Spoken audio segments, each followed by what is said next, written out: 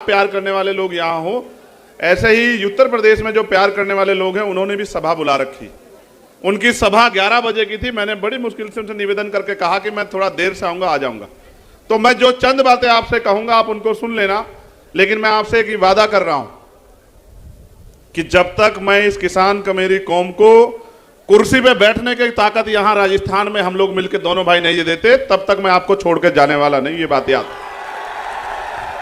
इस मंच पर उपस्थित भीम आर्मी, आजाद समाज पार्टी, राष्ट्रीय लोकतांत्रिक पार्टी के सभी सम्मानित नेतागण, हमारी पार्टी के प्रभारी अध्यक्ष और एक एक हमारे कार्यकर्ता प्रत्याशी, और आज इस सभा के दूल्हे के रूप में जो यहां मौजूद हैं, वो जो राजस्थान की जान शान है, जिसको दूर से मैंने लड़ते देखा आपके हक अधिकारों के लिए, और लड़ने का हौसला तो मंच पे भी दिखा देते हैं कभी कभी।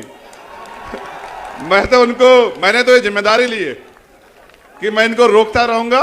अगर ये अब कभी भी लड़ेंगे तो ये आपके हकों के लिए लड़ेंगे, आपके अधिकारों के लिए लड़ेंगे, आपके मान सम्मान के लिए लड़ेंगे। ये फैसला करके हम इकट्ठे हुए हैं। भाई हनुमान जी बेनीवाल, आपका धन्यवाद। आपने इस रैली में हमें आमंत्रित किया। बहुत कम समय में आपने बहुत बड़ी ताकत यहां दिखाई। सम्मानित साथियों, समय समय पे भारत की धरती पे जन्मे सभी संतों, गुरुओं, महापुरुषों को नमन करता हूं, और जिनको मैं नेता मानता हूं, जिनमें राष्ट्रपिता ज्योतिबा फूले, साहू जी महाराज, डॉक्टर बाबा साहब अंबेडकर, सर छोटू राम, चौधरी चरण सिंह, महामना रामस्वरूप वर्मा, मान्यवर दीना भाना वाल्मीकि, ऐसे बहुत सारे महापुरुष जिन्होंने अपना पूरा जीवन हम कमजोर कमेरों को, किसानों को आगे बढ़ाने के लिए लगाया। उनके उस रास्ते को आगे बढ़ाते हुए मैं और ये जब बैठे, चर्चा तो बहुत दिन से चल रही थी। 2 घंटे में हमने अगर कोई बात की थी तो वो राजनीतिक नहीं थी। पूरे 2 घंटे में एक ही बात हुई कि राजस्थान के युवा, राजस्थान के किसान, यहाँ की बहनें, माएँ, बच्चियां, यहाँ के बच्चे, यहाँ के बुजुर्ग, इनका भविष्य राजस्थान में कैसे संवरे, इनके भविष्य में 4 चांद कैसे लगे। जो उम्मीदें लोकतंत्र में बनाई गई थी वो राजनीतिक लोकतंत्र, सामाजिक लोकतंत्र में कैसे स्थापित हों। मेरे आज भी याद है, देश गुलाम था और डॉक्टर बाबा साहब अंबेडकर और सर छोटू राम इस बात के लिए लड़ रहे थे कि जिनको हाशिए पर रखा गया व्यवस्था में, उनको कैसे तरक्की दी जाए। देश राजे रजवाड़ों के हाथ में था और देश में राजतंत्र था। राजा महाराजा जैसे चाहते थे वैसे देश की जनता प्रजा शासित होती थी। ना हक थे ना अधिकार। जो राजा ने कह दिया, राजा ने कहा दिन तो प्रजा ने कहा दिन, राजा ने कहा रात तो प्रजा ने मान लिया रात, और ये बहुत लंबे समय तक चलता रहा। फिर एक ऐसा समय आया कि देश में लोकतंत्र आया।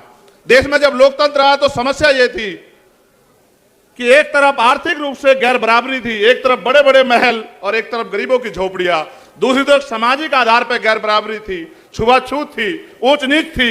मैंने चौधरी कुंभाराम आर्य के आंदोलन को पढ़ा कि किस तरह से उन्होंने लोगों को जगाने के लिए कितना काम किया और किस तरह से आपका नेतृत्व किया समाज को अपने पैरों पर खड़ा करने के लिए। असल लड़ाई ये थी कि लोकतंत्र तो आया था, लेकिन पैसे वाले लोगों ने तय किया कि वोट इनके पास चला गया है। वोट को रोकने के लिए भी षड्यंत्र हुए। कोई कहता वोट उसको मिलेगा जो पैसा वाला है, कोई कहता उसको वोट का अधिकार मिले जिसके पास जमीन जायदाद है, कोई कहता उसको मिले जिसके पास व्यापार है। हमारे नेता लड़ रहे थे कि लोकतंत्र तब होगा जब अंतिम व्यक्ति को भी सरकार चुनने का अधिकार मिलेगा। ये राजतंत्र नहीं है कि राजा चंद लोग चुन के तय कर दें। ये लोकतंत्र है, जनता जिसे चाहेगी, चाहे वो किसान का बेटा हो, चाहे वो मेहनत कश कौम का बेटा हो, चाहे वो गरीब का बेटा हो, उसको आगे बढ़ाना चाहे तो बढ़ा सकती है। तमाम साजिशों के बाद जब बाबा साहब अम्बेडकर ने अपने 4 बच्चों की कुर्बानी के साथ आपको वोट का अधिकार दिया, तो लोगों ने कहा, जो विरोधी लोग थे, कि वोट इनके पास है, नोट हमारे पास है, इनकी वोट को नोट से खरीद लेंगे, लोकतंत्र आने नहीं देंगे। हमारे महापुरुष घर से निकले, गली गली गए, लोगों को समझाने का काम किया है। मेरे सीधे साधे लोगों, अपनी ताकत को समझो। ये वोट आपको गुलामी के लिए नहीं मिली, ये वोट आपको बिकने के लिए नहीं मिली। मेरे आज भी याद है मान्यवर काशीराम साहब, उन्होंने अपने जीवन की एक सुख सुविधाएं लगा दी। मगर मैं मानता हूं परिवर्तन एक सतत प्रक्रिया है। चंद दिनों में नहीं बदलाव हो सकता था। ताकतवर लोगों ने रास्तों में कठिनाइयां लगाई। आज जब हम आ रहे थे, रथ चल रहा था, सामने को रुकावट आ गई, तो हनुमान जी बेनीवाल मुझसे बोले, पत्रकार साथी भी वहां थे, कि ये रथ रुकेगा नहीं। ये रथ अब अगर रुकेगा तो जयपुर की कुर्सी पे बैठ जाके रुकेगा। तो वो बात मेरे दिल में आई कि कितनी कठिनाइयों के बाद भी जो फैसले हमने लिए वो मजबूत होते गए। हमारे महापुरुष निकले, लोगों को जगाते रहे। आज उस कारवां को, उस एकता को जो नेचुरल एकता है, मैं आपको दिल से कह रहा हूं और मैं आपको चेतावनी के तौर पे भी कह रहा हूं। आज हमने एकजुट बना, एक गठजोड़ बनाया। गांव में रहने वाली, क्योंकि शहर की अपेक्षा गांव में हमारे ज्यादा लोग रहते हैं, उनके चेहरे पे खुशहाली आई। मुझे मेरे साथियों ने बताया कि जो कल तक डर रहे थे गांव में, उनको यह पता लगा कि मजबूत पहरेदार खड़े हो गए हैं, एकता बन गई है और परिवर्तन होकर रहेगा। ऐसी लहर जो जब छाई, तो इसके विरोध में मैं चेतावनी के तौर पे कह रहा हूं, हो सकता है जातिगत झगड़े करा दिए जाएं, हो सकता है कि लोगों को गुमराह किया जाए। यह हमारी मातृशक्ति बैठी है, आपके भविष्य का फैसला है। अन्याय अत्याचार उस कौम पे होंगे जिनके पास राजनीतिक शक्ति नहीं होगी। और मैं नौजवानों से कहना चाहता हूं, अगर अपना उचित भविष्य चाहते हो, रोजगार चाहते हो, 90 लाख वोटर हो आप लोग राजस्थान में, जो नौजवान है, जो फैसला करेगा कि कुर्सी पे कौन बैठेगा, मैं उन सबको कहना चाहता हूं। मैं एक नौजवान हूं, बेरोजगारी के दर्द को समझता हूं और यह भी समझता हूं कि किस तरह माँ बाप अपने बच्चे का पेट काट काट के आगे बढ़ाते हैं, जमीन पे गिरवी रख के। और किसान का मेरी कौम से आता हो तो जानता हूं, हमारे तो सारे रास्ते बंद कर दिए। हमारे लोग आर्मी में चले जाते थे तो अग्निवीर बना के हमारा फ्यूचर खत्म कर दिया।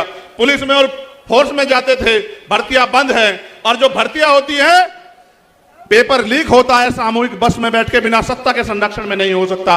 महंगाई बेरोजगारी ने कमर तोड़ दी है। और आपको जान के आश्चर्य होगा मेरे लोगों, एनसीआरबी का डाटा कहता है कि महिलाएं यहां सुरक्षित नहीं है। इस प्रदेश को मजबूत और सुरक्षित हाथों की जरूरत है। और जब मैं देखता हूं तो कोई नजर नहीं आता। अगर कोई नजर आता है आपके रक्षक के रूप में, आपके सुरक्षा कवच के रूप में, तो वो मेरा भाई है हनुमान जी बेनीवाल, जिसपे मुझे भरोसा है कि वो हर मुसीबत को अपने सीने पे लेके आपकी रक्षा सुरक्षा करेगा। और इसी बात के साथ हम इकट्ठा हुए कि 80 लाख लोग वो जिन्होंने भारतीय जनता पार्टी कांग्रेस के खिलाफ वोट किया और 90 लाख नया वोटर। और हम गली गली जाएंगे। आज भले मेरे पास समय कम हो, लेकिन रोज समय कम नहीं रहेगा। मैं आपकी गली गली ढाणी ढाणी आऊंगा आपको जगाने के लिए। और आपसे निवेदन करूंगा मेरे लोगों, अगर चाहते हो कि नासिर जुनैद के साथ जो हुआ, असगर के साथ जो हुआ, ऐसा ही मीना जी के साथ जो हुआ, अगर चाहते हो इस सरकार को, पीसी सरकार को देखो, जो आपसे कहेंगे कि बीजेपी के नाम पे हमें वोट दो, बीजेपी आ जाएगी। आप याद करो, इंद्र मेघवाल, जितेंद्र मेघवाल, ओम प्रकाश रायगर, तुलाराम गुजर, बहन तोलाराम गुजर, आप याद करो कितने जुल्म हुए।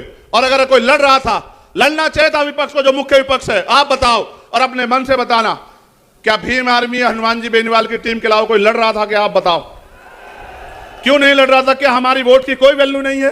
मैं आपसे कहना चाहता हूं, आपने लोकतंत्र आने के बाद अपनी शक्ति को नहीं समझा।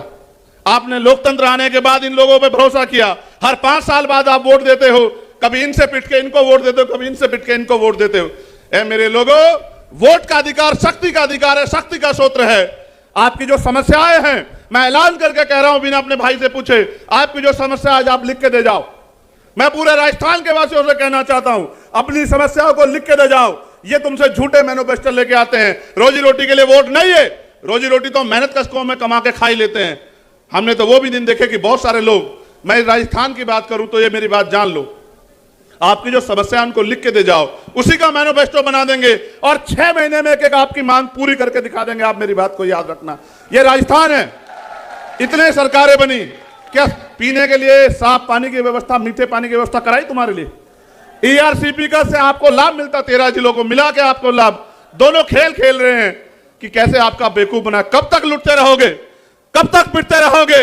ये एकता बन गई है, इसको रोकने के लिए षड्यंत्र होंगे, लेकिन इसको कोई और नहीं रोक सकता। रोकोगे तो आप, और इसको ताकत दोगे तो आप। जितनी ताकत में आज आप यहां आए हो, आज से लड़ाई शुरू हुई है, खत्म नहीं हुई। आज के बाद आपको करना यह है कि आपको गांव गांव जाना है, इस एकता का बिगुल बजाना है, अपनी एकता की ताकत दिखाना है और अपने कमजोर भाइयों के हाथ पकड़ के उनको ये विश्वास दिलाना है कि बहुत हुआ, बहुत दिन अलग अलग रहे और अलग अलग होकर सताए जाते रहे।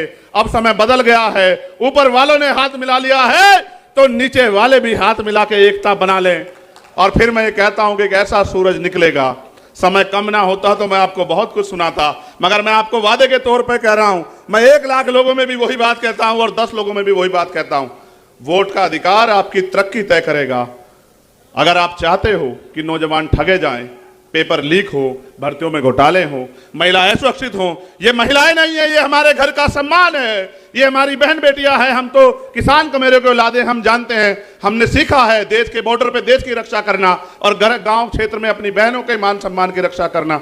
लेकिन आपने देखा किस तरह से जुल्म जाति बढ़ रही है। उसको बढ़ने का एकमात्र कारण है कि सत्ता के संरक्षण में अपराधी फल फूल रहे हैं और कोई नहीं चाहता कि परिवर्तन हो। जो स्थापित लोग हैं वो नहीं चाहते, जनता चाहती है परिवर्तन हो और जनता ये चाहती है कि कोई किसान का बेटा, कोई मेहनत करने वाला बेटा यहां जयपुर की कुर्सी पे बैठे। आपसे मैं पूछना चाहता हूं कि जयपुर की कुर्सी पे अगर आपके बीच का व्यक्ति बैठेगा तो क्या आपको किसी के लिए किसी के आगे हाथ फैलाना पड़ेगा? आप खुद ही सोचो, जिसने बिना पावर के आपके लिए इतने लड़ाई लड़ी हो, अगर उसके हाथ में राजनीतिक ताकत होगी तो क्या होगा?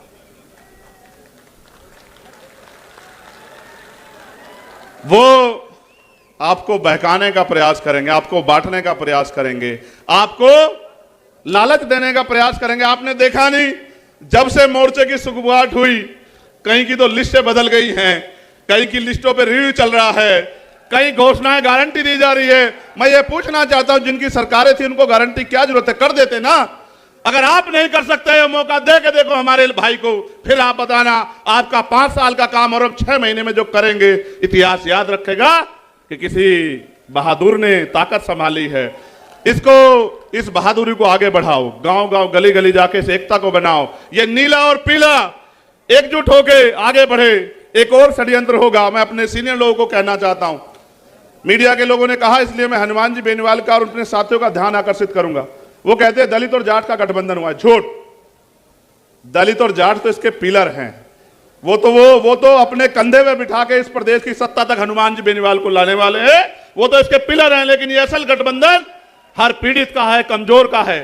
ये झूठी बातें मत करो बांटने वाली। ये किसान कमेरे का, उस सोच का गठबंधन है जिस सोच से परिवर्तन होगा। अगर ना आता लोकतंत्र, ना होते अवसर, आपकी गलियों में कोई नहीं आता मेरे लोगों, आपसे बात कोई नहीं करता। ये वोट का अधिकार है जो आपके पास लोगों को खींच के लाता। इस बार दूरी कर दो उनसे जो आपके अधिकारों से दूरी जाते हैं। लोकतंत्र खतरे में है, लेकिन बचाएगा कौन? ये जो नीले झंडे वाले हैं, ये जो किसान कमेरों के बेटे, मैं पूछना चाहता हूं कि अगर भारतीय संविधान खतरे में है तो ये स्थापित दल तो यही क्यों खतरे में आया? क्योंकि उनको फर्क नहीं पड़ता कि गरीब की जिंदगी में उजाला कैसे आएगा। अगर वास्तविकता में चाहते हो, ये आज के ये सिर्फ विधानसभा का अलायंस नहीं है, हमने तय किया है कि उत्तर भारत में हम इस अलायंस को लेके जाएंगे। और इसका प्रशिक्षण बताता हूं, मीडिया के लोग एनालिसिस कर लेना।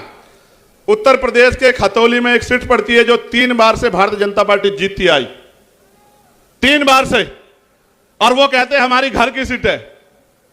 और मीडिया ने भी कहा इसको हरा नहीं सकते। जब हमने वहां किसान कमेरों का गठजोड़ बनाया तो 22,500 से हरा के भेजा भारतीय जनता पार्टी को, 22,500 से। क्योंकि हम काम करना जानते हैं और हम ये भी जानते हैं कि लड़ाई कैसे लड़नी है, और हम ये भी जानते हैं कि किसको कैसे तैयार करना है। मैं मानता हूं कि हम दोनों की ताकतें एक जैसी हैं, दोनों भाइयों की। कहते हैं संघर्षों के साए में घनघोर जवानी पलती है और इतिहास उधर झुक जाता है जिस ओर जवानी चलती। मैं इनको रोकता रहूंगा सिर्फ इसलिए कि कहीं कोई किसी साजिश के शिकार ना हो जाए। ये आदमी मन से बड़ा सच्चा है। गुस्सा इसलिए करता है, क्रिकेट अगर देखोगे तो समझ आएगा, जो ऑलराउंडर होता है ना, वो सारी पिच पे घूमता फिरता है कि कहीं से टीम कमजोर ना पड़ जाए, इसलिए अपने लोग को डांटता है और मन से डांटता है, प्यार करता है, वैसे नहीं डांटता। और अब तो आपकी टीम पे 2-2 ऑलराउंडर है, 2-2 ऑलराउंडर है आपकी टीम पे, और दोनों लड़ाके हैं और ऐसी लड़ाई लड़ेंगे कि सब लोग याद रखेंगे। इसलिए कह रहा हूं, बहुत दिन हुए आपको लोगों को बनाते हुए। मैं आपसे पूछना चाहता हूं कि क्या मैं आपकी रक्षा सुरक्षा की जिम्मेदारी हनुमान जी बेनीवाल को दे दूं या ना दे दूं? बताओ। नहीं, दोनों हाथ उठा के बताओ, जोर से आवाज जानी चाहिए। वहां सचिवालय में जो सेक्रेटरी बैठे, अंडर सेक्रेटरी बैठे, उनको पता लग जाए कि कोई भी साजिश करने से पहले याद रखना कि एक ऐसा विकल्प बन रहा है जो राजस्थान की तकदीर तो बदलेगा, लेकिन राजस्थान की तकदीर और राजस्थान के नौजवानों के सपने कुचलने वालों को भी सबक सिखाने का काम करेगा। इसलिए मैं आपसे कहना चाहता हूं, मैं आपकी हर रैली में आऊंगा, खूब मेहनत करेंगे और जो भी पीड़ित है, शोषित है, उसकी लड़ाई लड़ेंगे। और असल मजा तब आएगा जब राजनीतिक शक्ति आपके हाथ में आएगी, फिर ना कोई पेपर लीक होगा। मैं तो पर्सनल एक एक्सपीरियंस बताता हूं। मेरे पिताजी प्राइमरी स्कूल के हेडमास्टर थे। जब वो बीमार हुए, मैं बहुत सारे अस्पतालों में लेके उनको घूमा, और मैं ईमानदारी से कह रहा हूं, अगर मेरे पास पैसे होते तो मैं अपने पिता को बचा लेता यार। इस देश में गरीबों की कोई इज्जत नहीं है, ना ही उनकी जिंदगी किसी को परवाह। और फिर मैंने तय किया कि मैं अपने पिता को नहीं बचा पाया, लेकिन मैं प्रयास करूंगा संघर्ष करके अपने साथियों के साथ कि किसी और के पिता को, किसी की बहन को, मां को अच्छा इलाज ना मिलने कारण मरने ना दूं। मैं बहुत कुछ सह के देख के आया। जब मैं ये लड़ाई लड़ने गया तो मुझे उठा के जेल में बंद कर दिया। 16 महीने में जेल में रहा। एक एक रात मैंने इस उम्मीद के साथ काटी कि जब मुझे अवसर मिलेगा काम करने का तो फिर मैं जो मेरे दिल में दर्द है उसको करके दिखाऊंगा। और ये लड़ाई चलती रहेगी। आज तो शुरुआत हुई है, आने वाला कल सुनहरा होगा। मेरे इस बात को आप वो कर लो, गिठा बांध लो कि ये प्राकृतिक गठबंधन राजस्थान के भविष्य का फैसला करेगा। लेकिन इसको धार तब मिलेगी जब आप अपनी जिम्मेदारी उठाओ। क्या आप अपनी जिम्मेदारी उठाने के लिए तैयार हो? क्या आप इस एकता को गांव में जाने के लिए तैयार हो? आज तो मीडिया के लोग बड़ा वो आपका प्रचार करेंगे, लेकिन रोज नहीं करेंगे। क्या आप अपनी पार्टियों के, अपने अलायंस का प्रचार करने के लिए तैयार हो? क्या आप गली गली जाके लोगों को सिखाने समझाने के लिए तैयार हो? देखो, जब राजतंत्र था तलवारों से फैसले होते थे, अब लोकतंत्र है। आपको अंगूठा अपने अलायंस के पक्ष में दबाने के लिए तैयार करना है। और एक बार ये कलम की ताकत दे के देखो बस, फिर देखना कि किस तरह आपके भविष्य के फैसले आपके पक्ष में होते हैं। तो मैंने आपसे कहा अपनी समस्याओं का एक एफिडेविट बना के दे जाना।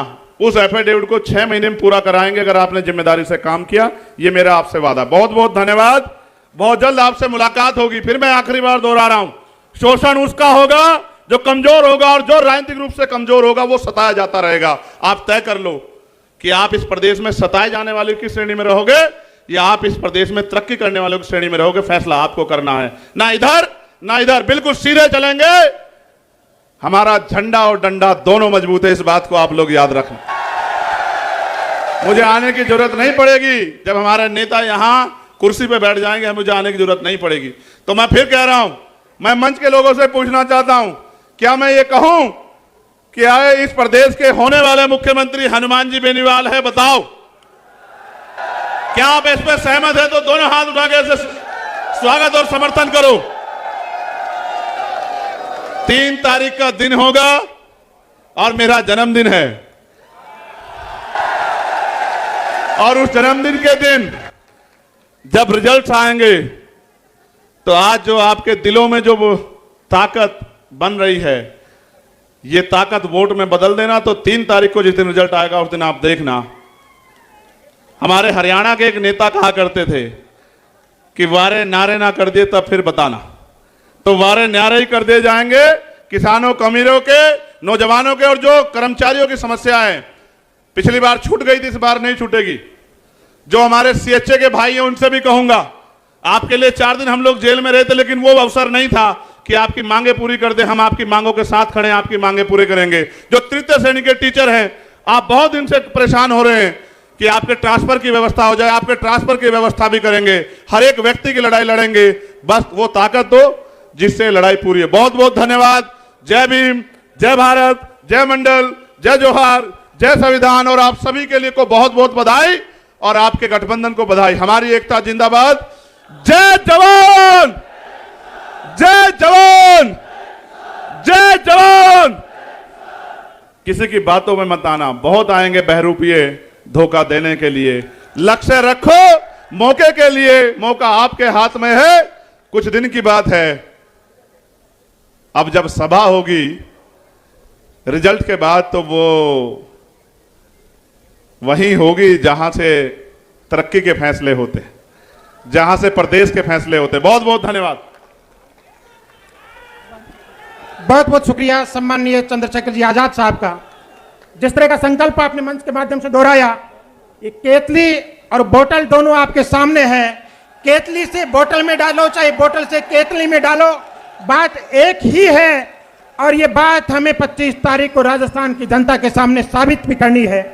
जैसा कि चंद्रशेखर जी ने कहा कि बहुत आएंगे बहकाने वाले, लेकिन मंजिल तक पहुंचने के लिए हमारा संकल्प एक ही काफी है।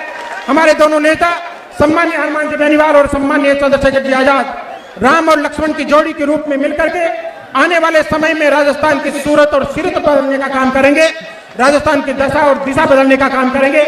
अब चूंकि चंद्रशेखर जी को पधारना है, आगे बड़ा कार्यक्रम है, आप सभी से निवेदन रहेगा आप सभी यहीं बने रहें।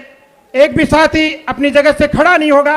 जोरदार तालियों के साथ चंद्रशेखर जी आजाद को विदा दें। एक बार जोरदार तालियों के साथ उन्हें विदा दें, अलविदा दें। और आज के बाद से आज का कार्यक्रम ये उत्तर प्रदेश में कर रहे हैं, उसके बाद आने वाले समय में सारे कार्यक्रम आपके राजस्थान में होंगे। इस तरह का संकल्प आप मंच के माध्यम से दोहरा करके